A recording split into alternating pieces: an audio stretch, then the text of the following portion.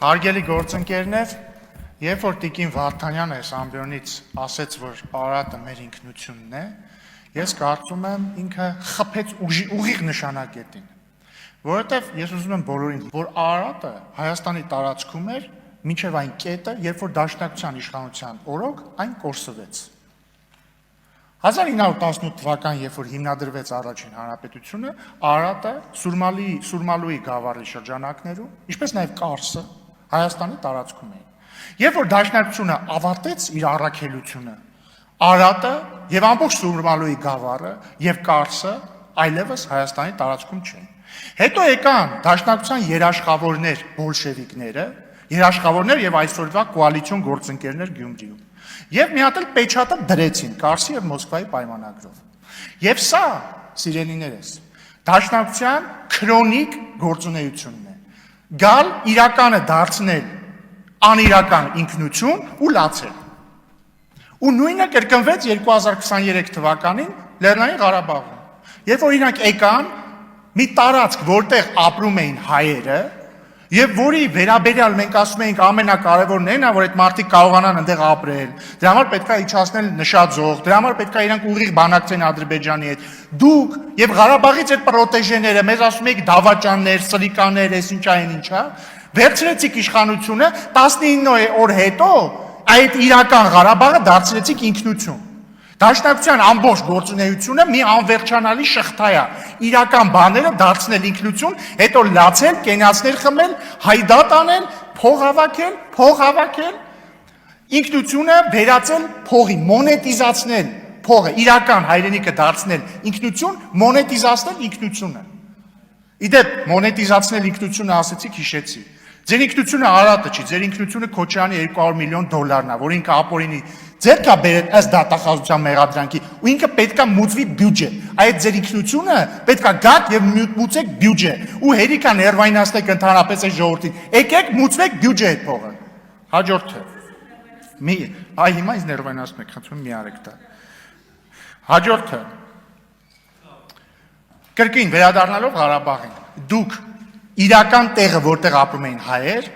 վերածեցիք ինքնության, կորսված ինքնության, երբ որ ձեր դրածուն այնտեղ ստորագրեց Ղարաբաղի լուծարման փաստաթուղթը։ Իդեպ, այդ որ ասում եք ինչի եք դիվահարվում երաշխավորներից, որտեղ մի անգամ ձեր երաշխավորը եկավ Արարատը նենց արեց, որ մենք կորցրեցինք, երկրորդ անգամ ձեր երաշխավորը եկավ նենց արեց, որ իր քթի տակ էթնիկ զտման ենթարկեցին մեր եղբայրներին ու քույրերին։ Այդ դուք եւ ձեր երաշխավորները նենց արեցիք ձեր լուծարմամբ եւ երաշխավորի sense մեղմ ժպիտի տակ, որ մեր քույրերն ու եղբայրները էթնիկ զտման ենթարկվեցին։ Այնտեղի էլիտան էլ թռավ, փախավ այնտեղի էլիտան։ Բայց ոչ մեր քույրեր եւ եղբայրները, իրանք ստիպված են եղել լքել եւ բռնի տեղահանվել են Ղարաբաղից։ Հաջորդը, սիրելի բարեկամներ, այդ որ ասում եք, իշխանությունը սպառնում է պատերազմով։ 2020 թվականի սեպտեմբերի 27-ին ես նստած էի այնտեղ։ Վարչապետ Փաշինյանը ելույթ էր ունենում ստեղից, Էդմոն Մարուկյանը ընդդիմադիր խմբակցության ղեկավարը նստած էր այնտեղ, ԲՀԿ-ի խմբակցության ղեկավարը նստած էր, բայց քրեակատարողական հիմնարկում, բայց Նայրա Զորաբյանը, մյուսները, չգիտեմ, Մելքումյանը եւ այլն նստած էին այնտեղ։ Վարչապետ Փաշինյանը ստեղից հայտարարեց, որ պատերազմը կանգնեցնելու ձև կա, դա զիջումների գնալն է։ Ասեց համաձայն եք։ Բոլորը ասեցին ոչ, Էդմոն Մարուկյանը եկավ ասեց պարոն վարչապետ, հրամայեք գնալ առաջ, սա պետքա մեկ ընդմիշտ լուծենք մենք այս հարցը։ Արդյունքում եղավ 44-օրյա պատերազմը, բոլորը գիտեն ինչպես ավարտվեց, ինչ երաշխավորների երաշխավորությամբ այն ավարտվեց։ Հետո ինչ եղավ, հետո 2023 թվականին Ղարաբաղում իշխանությունը վերցրեց, կրկին որ երաշխավորի քթի տակ էթնիկ զտում տեղի ունեցավ, ով ծախեց մեզ, ում երաշխավորները ծախեցին մեզ, բոլորը դա գիտեն։ Բայց դրանից հետո, երբ որ հարցնում ես այդ ժամանակվա ընդդիմադիրներին, իդեպ Դաշնակցությունն էլ արտախորհրդարանական ուժեր, բայց էլի ասում են ոչ մի զիջում եւ այլն։ Բոլորը ասում են դու ժողովուրդ ջան, մենք խաբար չենք, մենք չգիտենք իրերի իրական դրությունը, մենք չգիտենք ռազմական բալանսը ինչպիսին է, մենք խաբար չենք, մենք պատասխանատու չենք։ Ամբողջ մեղավորը Փաշինյանն է, որ չի եկել ուղիղ չի ասել։ Ժողովուրդ ջան, հիմա Փաշինյանը եւ մենք ուղիղ ասում ենք։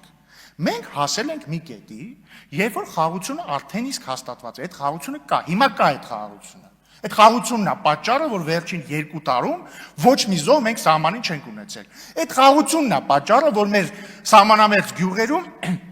կրակոց չի լսվում։ Այդ խաղությունն է պատճառը, որ 2025 թվականին առաջին անգամ ավելի շատ Հայաստանի քաղաքացի մտել Հայաստան, քան դուրս եկել։ 8000-ով։ Այդ խաղությունն է պատճառը ներգաղթի, այդ խաղությունն է պատճառը տնտեսական զարգացման եւ այսպես շարունակ։ Դագաղների բացակայության պատճառը խաղությունն է։ Այն պատճառը, որ դուք հիմա սոցիալական հարցերից կարող եք խոսել, խաղաղությունն է։ Հիմա այս խաղաղությունը պետք է պահել։ Դրա համար հավելյալ ոչ մի գործողություն չի պահանջվում։ Ի տարբերություն 2020 թվականի ոչ մի հավելյալ զիջում, ոչ մի բան չի պահանջվում, ոչ մի բան։ Ընդհանրապես պետք է պահել այս խաղաղությունը։ Այս խաղաղությունը ո՞նց է կառուցվել։ Այս խաղաղությունը կառուցվել է Վաշինգտոնյան օգոստոսի 8-ի հռչակագրով եւ նաեւ դրան նախորդած օրինակ սահմանազատման կանոնակարգով, որը մենք ստեղ ընդունեցինք, դուք կողմ չքվեարկեցիք։ Եվ այսպես շարունակ, այդ թվում թրիփի շուրջ համաձայնությամբ եւ այսպես շարունակ։ Հիմա դուք եւ ձեր դաշնակիցները, ձեր երաշխավորների, ձեր են սիրած երաշխավորների խավորությամբ, եկել ու ասում եք, եթե մենք գանք իշխանության, մենք վերանայելու ենք այս խաղաղությունը։ Դուք ասում եք, մենք համաձայն չենք թրիփի շրջանակի, պետքա թրիփը լայնացնել, պետքա թրիփը, որը հայ-ամերիկյան նախագիծ է, դրա մեջ ներառել այնպիսի կողմեր, որոնք բաց կոնֆլիկտի մեջ են Ամերիկայի հետ։ Այսինքն այլ կերպ ասած, դուք ասում եք թրիփը չպետք է լինի։ Հաջորդը, դուք ասում եք, որ Ալմատայի հռչակագիրը չի սահմանում սահմաններ եւ պետք է դելիմիտացիայի ընթացքում այլ կրիտերիաներով առաջնորդվել, օրինակ պարոն Մինասյանը ասում էր դեմոգրաֆիական։ Այսինքն դուք վիճարկում եք Ալմատայի հռչակագիրը որպես սահմանազատման հիմք։ Պարոն Մինասյանը հիշում է մի բանավեճի ընթացքում նաև ասում էր, որ խորհրդային Հայաստանի սահմանները, հետեւաբար այն սահմանները, որով մենք անկախացել ենք, անարդար են։ Այսինքն կրկին դուք վիճարկում եք, դուք չեք վիճարկում Ադրբեջանի տարածքային ամբողջականություն, դուք մեր տարածքային ամբողջականությունն եք վիճարկում։ Հաջորդը, խաղաղության պայմանագիրը, նախ դաշնակցությունից, եթե չեմ սխալվում, այն սկզբներում Իշխան Սաղաթելյանն էր ասել, որ չեք ստորագրելու թե ինչ, կամ ես վերջերս նայում մի հատ հատված կար, որ միտքը այնա, որ սա նվաստացուցիչ, Արմեն Ռուստամյանն էր, հիշում եմ, ասում էր խաղաղության պայմանագիրը կարող եմ գտնել հղումը, բան չի լուծում մեր հարցերը եւ այսպես շարունակ։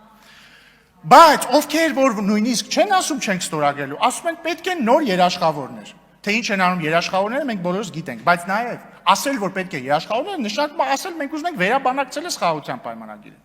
Եվ հետեւաբար, սիրելի բարեկամներ, մենք չենք վախացնում ձեզ, մենք չենք սպառնում ձեզ պատերազմով, մենք կամ ժողովրդին, ձեզ ընդհանրապես մենք ասելիք չունենք։ Մենք ընդհանրապես ասում ենք, հունիսի 7-ին Հայաստանը ունենալու է ընտրություն, այնպիսի ընտրություն, որը ունեցել է եւ նախորդ տարի, եւ նախորդ տարի, եւ 2020 թվականին, եւ 1998 թվականին, եւ այսպես շարունակ։ Այդ ընտրությունից է կախված, մենք ունենալու ենք, պահելու ենք այս խաղաղությունը, թե գնալու ենք պատերազմի։ Հիմա դուք առաջարկում եք պատերազմ, դուք առաջարկում եք վերանայել այս խաղաղությունը։ Դա նշանակում է պատերազմ։ Ոչ թե որովհետև քաղաքացիական պայմանագրի գոյությունից է կախված պատերազմը կամ խաղաղությունը, այլ որովհետև թե ինչպիսի քաղաքական գիծ է ընտրում Հայաստանը, այդ դրանից է կախված, դա կբերի կպահի խաղաղությունը, թե կբերի պատերազմի։ Հիմա եթե Քոչարյանի քաղաքականությամբ առաջնորդվի Հայաստանը, ըստ որի Հայաստանը չի կարող պարփակվել իր 29743 կիլոմետր քառակուսու մեջ, քանի որ այդ դեպքում մենք բանի պետք չենք լինի, ենթադրում եմ նկատի ունի երաշխավորներին պետք չենք լինի, դա բերելու է պատերազմի։ Դա բերելու է պատերազմի, եթե դուք շարունակելու եք ասել, որ գիտեք ինչ կա մեր բանը տարբեր բաներ մեր ինքնությունն են քաղաքականացնելով դա բերելու է պատերազմի։ Լավ դուք չեմ հասկանում, դուք ինքներդ ձեր պատմությունից չեք սովորում։ Եկաք այնքան հայրենասիրական կենացներ սարքեցիք, որ Ղարաբաղը համալրեց կորսված պատմական հայրենիքի շարքը։ Կլինի մի անգամ կլինի կանգնեք ասեք, կարող է մի բան սխալ ենք անում։ Եվ հետևաբար։ Մի բան էլ, որ Տիկին Գրիգորյանը ասում է, ինչի դադիվանքը հայկական չի, հայկական եկեղեցի է, բայց ինչի Տիկին Գրիգորյանը ամեն օր չի նստում ասում, ասենք, չգիտեմ, Սանկտ Պետերբուրգի Սուրբ, ինչ է, Սուրբ Եկատերինա, թե Սուրբ, չեմ հիշում, մի խոսքով, այդ եկեղեցին մերն է, ինչի չի ասում, Գլենդելի քաղաքային խորհուրդը մերն է։ Պարզ չի, որ կա մի բան, որը մի բան մշակութային քեզ է պատկանում, այսինքն հա պարզ է, փաստ է, հայկական եկեղեցի, այո։ Բայց կա քաղաքական խոսույթ։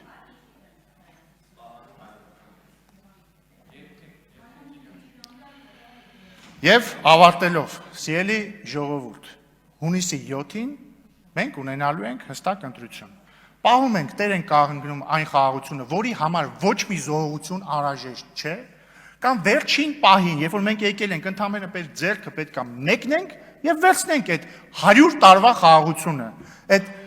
տնտեսական բարգավաճումը, մեր որդիների համար չանհանգստացումը, կամ լսում ենք ընդդիմությանը, Դաշնակցությանը, Քոչարյանին, ռուսաստանցի օլիգարխին, այն մյուս օլիգարխին, եւ ընտրում ենք ճանապարհ, որը անխուսափելիորեն տանում է պատերազմի։ Եվ վստահ եմ, որ մենք կանենք ճիշտ ընտրություն, իսկ Դաշնակցությանը եւ Հայաստան խմբակցությանը կրկին հորդորում եմ հորդորել Ռոբերտ Քոչարյանին չերկարացնել եւ այդ 200 միլիոն դոլարը մուծել բյուջե, ոչինչ, թող առանց այդ ինքնության մի քիչ դիմանա։ Լավ է։